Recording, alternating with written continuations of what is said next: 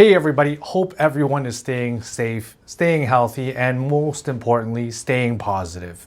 As we're going through uncertain times, the real estate market is actually quite hard to keep up with during this COVID-19 virus outbreak. We should all be aware of this and take this seriously to prevent the spread of it. If you want to know more details, check with Health Canada's website and look at their recommendations. Now, going through all of this, I've had a lot of clients reach out and ask me what's going on with the real estate market. So here's a little video update. Here are some things that I noticed about the market and will continue to monitor because things are always changing. Policies are implemented, new restrictions are imposed. So here's a few things about the real estate market. Understandably so, some of my buyers are taking a little time out to really limit their exposure to the outside elements. At the same time, what I've noticed is that there's still multiple offers happening on listings. Maybe there's less number of offers on each property. We're seeing probably around 7 to 13 offers, whereas a week ago, we're seeing 15 to 25 offers on any listing. We can see that there are still buyers out there looking for properties. Obviously, there's a lot of uncertainty, so there's a lot of buyers and sellers that are a little bit confused as to what they should do. What we can see is that there is still a shortage of listings. There is low inventory to not enough houses for the demand. Interest rates have dropped again. So that's 2 drops, 100 basis points over the last couple of weeks. We haven't quite seen the mortgage rates reflect the second drop. We're actually seeing some of the fixed rates have actually gone up since the second drop. This is usually in anticipation of another future interest drop. So we'll wait and see how that shakes out. If you look at the historical data with real estate, the market has always gone through ups and downs, but overall, in the long run, it has gone up.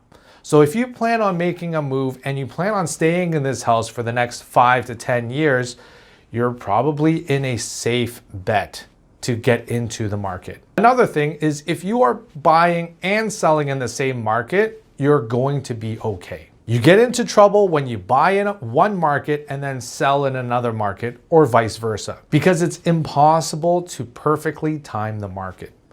The perfect time for you to make a move is when it's best for you. During this situation, buyers could potentially take advantage of some of the situations and opportunities that present themselves.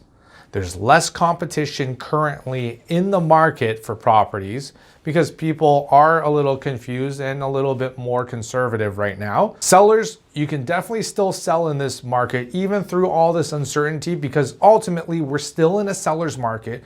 We still have very low inventory in the market and there's still buyers out there looking for your property.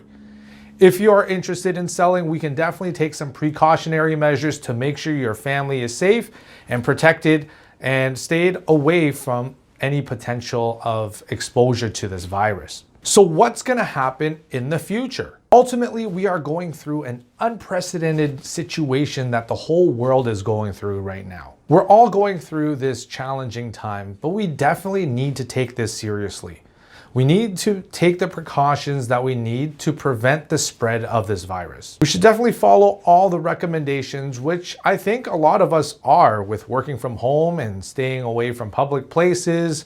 We are all doing what we can to prevent the spread of this virus. We're still seeing some of the implications on the stock market. A lot of people have taken some hits in their down payment or investments.